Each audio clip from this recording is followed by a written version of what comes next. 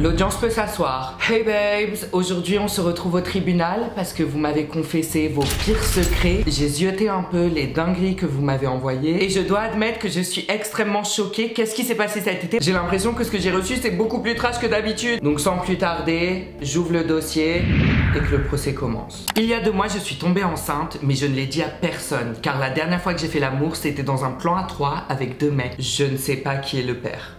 Est-ce que ça veut dire qu'elle peut même pas savoir qui est le père, même si elle leur dit, parce qu'elle peut pas faire de test ADN parce que le bébé est pas né? Qu'un médecin me dise en commentaire, girl, si j'étais toi, je leur dirais aux 2, et quelle que soit ta décision, courage.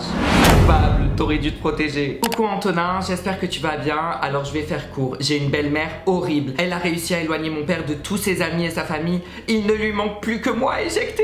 Elle m'embrouille pour rien et pour une fois, je me défends contre elle en lui répondant et elle me gifle. Non, par contre, non, une belle-mère n'a pas le droit de gifler. Je n'en ai parlé à personne et je sais pas si je dois le dire à mon père car j'ai le sentiment qu'il ne va pas me croire et encore la défendre elle. À un moment, tu vas quitter le domicile familial et tu vas être là en mode yes, ta best life. À ta place, j'imprimerai un article avec des signes pour reconnaître une perverse narcissique et je le donnerai à ton père. Je suis partie faire 1 mois de randonnée. Évidemment, il n'y avait que des retraités. J'ai flashé sur un senior marié de 67 ans. J'en ai 19.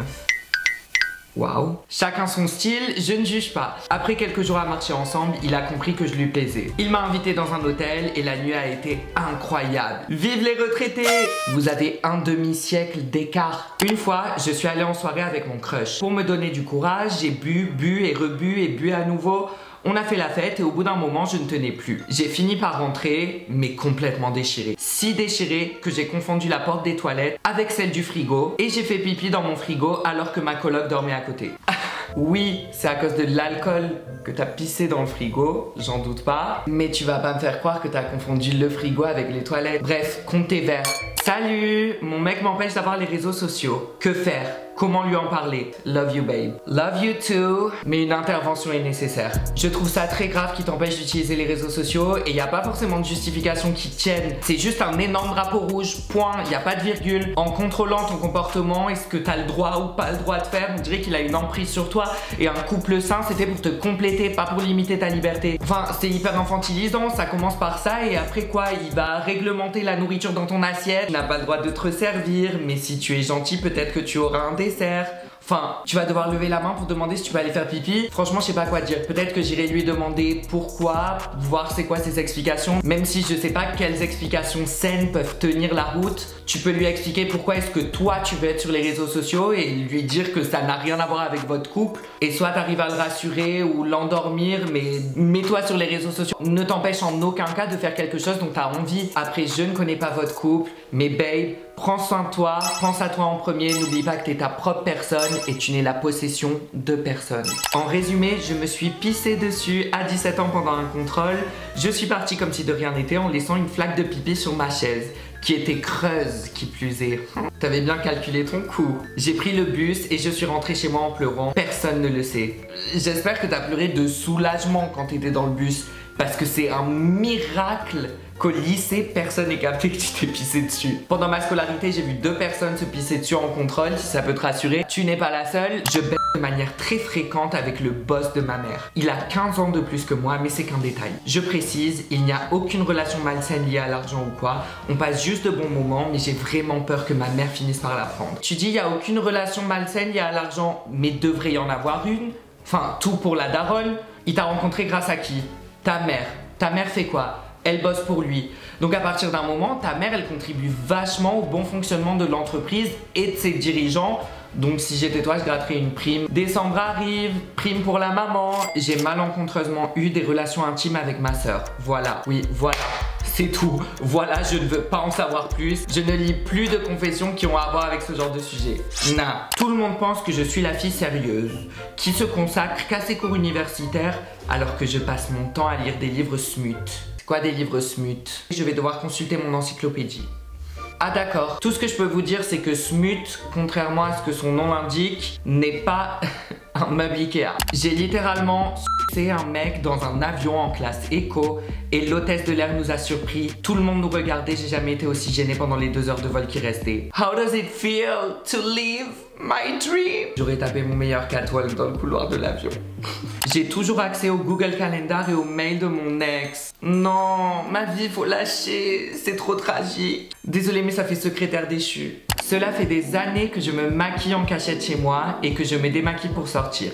I'm a boy. Comment tu fais pour assumer le fait de sortir en full face? I live for your confidence. Un jour, tu vas avoir cette confiance en toi. Il faut faire attention quand même. L'homophobie est présente. Peut-être les premières fois, ne sors pas seul maquillé. Peut-être sors avec notre ami ou une autre amie ou un petit groupe dans l'idéal. Comme ça, t'es pas seul et ça peut te permettre de t'affranchir. Une fois, je me suis trop approché à un fil électrique qui se trouvait autour des champs et je me suis donc fait électrocuter. J'avais tellement de seum que j'ai poussé ma petite soeur qui rigolait derrière dans l'électricité. Non, ça devait te faire tellement mal et ta soeur elle riait, genre tu devais être là en mode mais tiens, tu vas voir ce que c'est la douleur.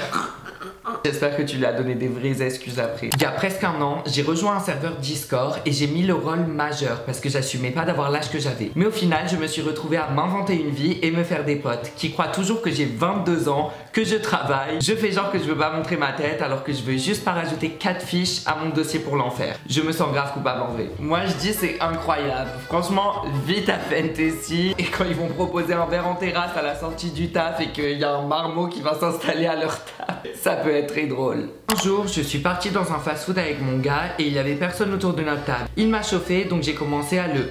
Après on est parti dans les toilettes pour... Puis une minute plus tard, un employé est venu toquer à la porte pour qu'on sorte parce qu'il nous avait vus et il avait des doutes. Il nous a renvoyé du fast-food alors que j'avais pas fini mes frites. J'ai toujours aussi honte. J'espère juste que t'as pas eu le culot de te plaindre à l'employé de pas avoir fini tes frites. Imaginez carrément elle a demandé remboursement. Genre mais non mais j'ai pas fini mes frites. Quand j'étais petite et que je mangeais une sucette, je la partageais avec mon chien. Je lui montrais qu'il fallait pas croquer et tout et elle m'écoutait. Le fait que tu lui montrais qu'il fallait pas croquer, qu'elle t'écoutait, genre... Mais c'est dégueulasse et un truc est sûr, ne donnez pas du sucre à vos animaux, c'est hyper dangereux. Tu vas pas me prendre par les sentiments, coupable. J'ai chié en équilibre sur un balcon dans un festival en montagne. Tu peux avoir un joker, genre c'est la nature, les critères d'hygiène sont pas si élevés. Je sais que je suis toxique et j'aime ça. Point. C'est ça la confession. Mais c'est à la fois si puissant. On dirait la bande-annonce d'un film. Je sais que je suis toxique, mais j'aime ça. Lucie.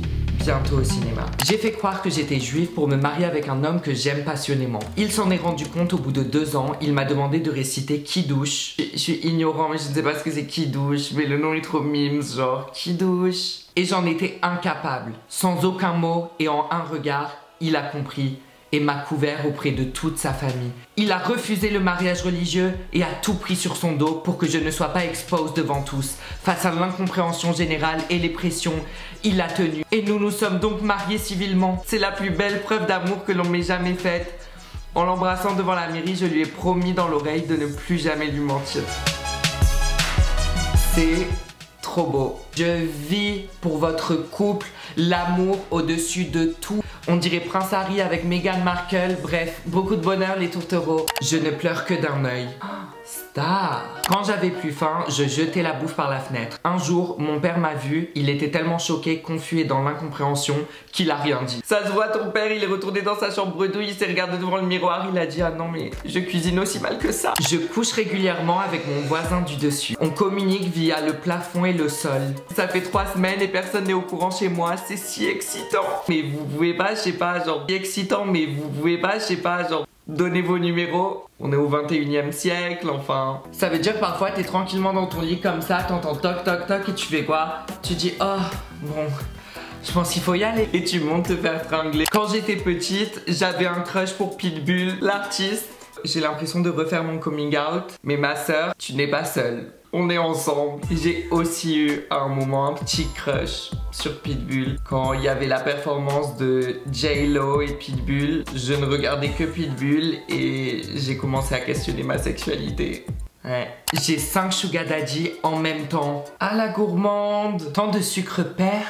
Fais attention au diabète. Faut pas abuser des bonnes choses. Je fais genre que j'ai confiance en moi as fuck, alors que je suis probablement la personne la moins confident de ma génération. Tu n'es pas la personne la moins confident de ta génération. La confiance en soi, on n'est pas avec, c'est quelque chose qui se construit. Et aussi la confiance en soi, c'est pas une constante. Parfois on a des périodes, parfois on a des jours où on se sent pas bien, on n'a pas confiance en nous. Mais sache que tu peux travailler dessus. Rien que le fait que tu t'en rendes compte, c'est un très bon signe. Ça va aller que vers le haut, t'inquiète pas. Je suis folle amoureuse de mon BFF depuis nos 12 ans. On en a 30 aujourd'hui. Je l'aime tellement et j'ai peur de le perdre si je tente quelque chose. Je sais pas quoi faire. Alors ma vie, ça fait super longtemps que t'es amoureuse de lui, ça fait 12 ans. Si t'as été amoureuse pendant autant de temps, il y a moyen que ça soit réciproque. Maintenant, je comprends, la peur, elle doit être tellement intense, surtout après autant d'années. Faut que tu tentes, mais le truc, c'est faut pas que tu lui en parles en mode drama queen too much. Ce que je ferais à ta place, c'est en parler sans faire une déclaration d'amour. Évidemment, tu risques ton amitié, donc je pense que le meilleur stratagème,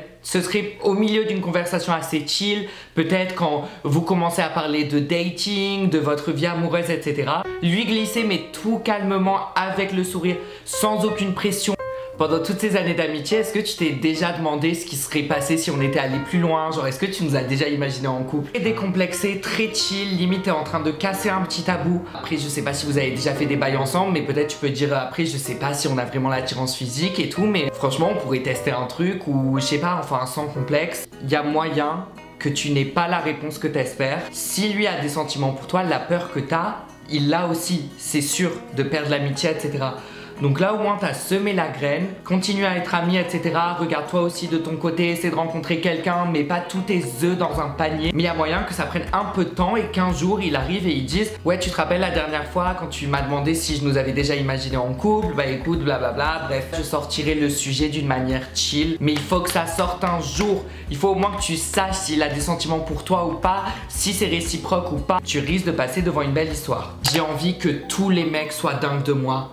Tous. Et s'il y en a qui ne tombent pas sous mon charme, ça me fait hyper mal. Genre limite je pleure, c'est trop bizarre. Ton message est iconique. Mais on dirait qu'il y a un petit manque d'attention quelque part.